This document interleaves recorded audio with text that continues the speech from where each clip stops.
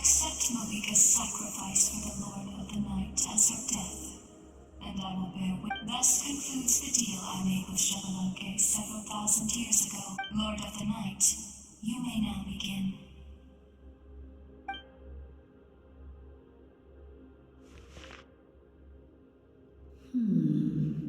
What are you waiting for? There is another who wishes to take part in the ceremony, and I cannot disregard their intentions. I must wait for them to... Another? I was to bear witness to a death, and now the situation is... If the life of this second individual fails to meet my requirements, I fear I may lose my patience. Rest assured, his life will hold equal value.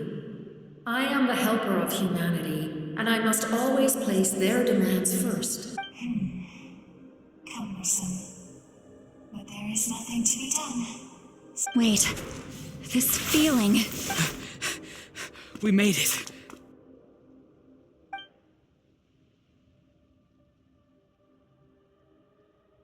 Thank you for showing me the way. The captain? The other individual you mentioned. It was him? Indeed. Like you, he carries many lofty ideals. Mauvika, I understand how you feel. If I were an ordinary mortal, I would have no reason to stop you. But like you, I've been waiting for this day for too long, and I can offer a better solution. You created this new future, and you deserve to guide its direction. Your life should... But death is the end I have been trying to reach all along. I have come this far to use my death to open the gates of the ley line. Your people? That's right. They have been with me for the past 500 years. But how? Carrying that many souls within you? There's no way you could keep your consciousness intact. Besides, you weren't affected by the source mechanism like I was. Do you still remember the voice that you heard? It came from my heart. With the help of technology from Conria, my heart was modified to convert memories and souls from the ley lines into knowledge. As a result, I became extremely sensitive to souls, and developed the ability. After encountering countless lost souls during the disaster 500 years ago, I forsook the capacity for knowledge granted by the modification, and used my heart as a vessel instead. The lives of my comrades, as well as many Natlanese, have been stored here ever since. And you want to send them home? Yes. The ley lines will not accept them. But by merging my existence with the Lord of the Night, I can become master of the ley lines and change the rules entirely. He expressed this to me, and I agreed. The captain envisions a kinder and fairer set of rules for humanity. In addition, he aims to challenge the authority of the ruler of death. In a word, his goal is revenge. Revenge? After all, it's because of her that I bear the curse of immortality, the curse of absolute life. I now understand that which you seek. Then, bear witness to my resolve and hatred. The people of Conria committed grave sins, and for that, we were cursed to suffer endless physical torment, cursed to witness the demise of everything we held dear. But most of us were innocent. Most of us knew nothing of the Five Sinners' exploitation of abyssal power, myself included. If I sacrifice my life for the Lord of the Night, you get the death you desire. But at the same time, left unresolved, that paradox could uproot the natural order of this world. Even you, great ruler of death, lack the capacity to bear the consequences of that outcome. Your curse is now the tool with which I will overturn the oppression of the gods. This is my challenge to you. Forsake one of your rules. The choice is yours. Your new heart has limitless potential, and you have wielded it with bravery and honor. I grant you the title of Sentinel Knight. Like the 4 pillars of strength, you will continue to safeguard the glory of Conria. The glory of Conria. Our land, our dignity, and every comrade who fights alongside us. The Night Kingdom is almost destroyed. Our fallen soldiers, your comrades, they have nowhere to go. What are you doing? Are you taking all their souls with you? You're just an ordinary person. You can't bear that kind of burden. No hero should have to wander alone.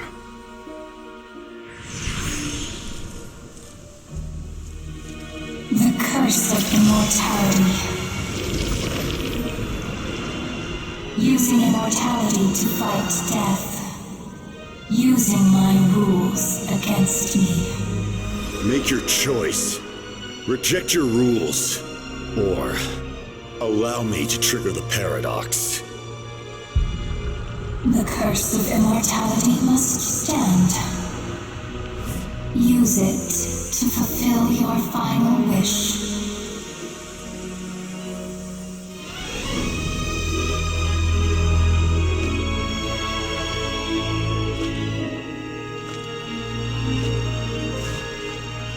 Well fought, my lord.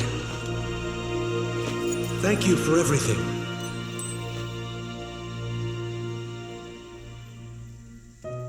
This time, let's go together.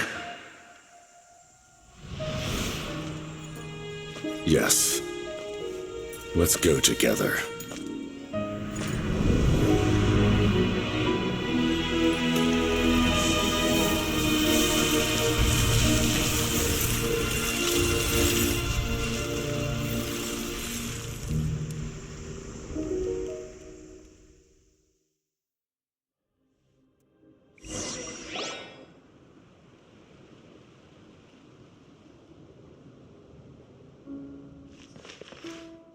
The captain, The curse of immortality still exists.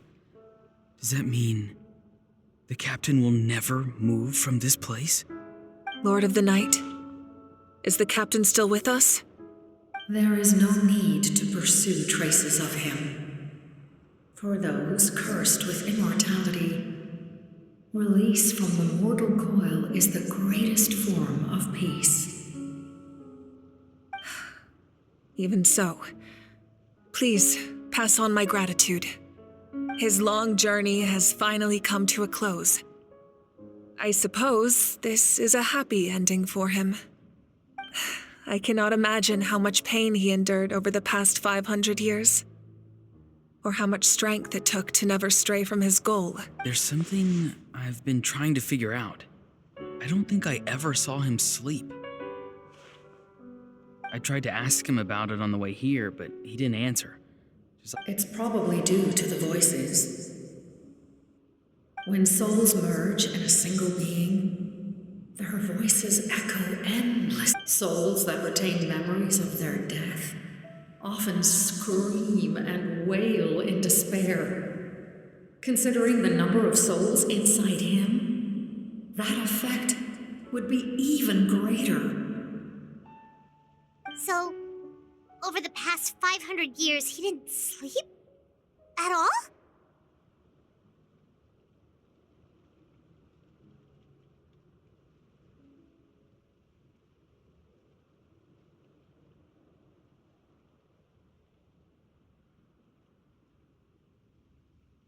Without experiencing the curse of immortality, we will never truly know his agony. But I can see why his hatred for the ruler of death was so strong.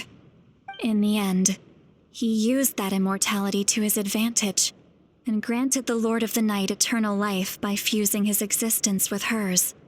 Well fought, Captain. You may wonder why the Night Kingdom, a land of souls, was unable to accept the souls adrift on the surface. The reason lies in the heavenly principle's modifications to the ley lines. The original purpose was to help counter the abyss. But at one point in time, Natlan's ley lines were decimated. Even after reconstruction, the rules needed for the Ode of Resurrection made it impossible to reconnect the ley lines to other nations. That unique quality is precisely what drew the captain to Natlan. Did he try the same thing in other nations? Yes, but all those attempts ended in failure. He fought to save Natlan not only to defeat the abyss, but because this is the only land where the souls within him could find salvation. We met not long ago to talk about that very possibility, and I confirmed the feasibility of his plan. I, too, recognize the need to change the rules of the ley lines. Not only for the souls that wander this land, but for the outlanders that may perish here in the future. In the eyes of the heavenly principles, that kind of change is extremely risky, if not impermissible. But as an angel, I have a duty to serve humanity. Such is my mandate. Thank you for everything. Seedlolly, when I gave you the Pilgrim's Chronicle, I said something rather pessimistic to you. Do you remember? How many years of life are enough? 10. But now, I have the chance to live forever. I am immensely grateful to humanity for this gift, and I am deeply sorry I thought so little of it in the past. You don't need to thank us. Heavy? No. That responsibility is the purpose of farewell, humans. Creators of miracles. A new era awaits you. Looks like she returned to the Night Kingdom. So, this was the captain's goal all along.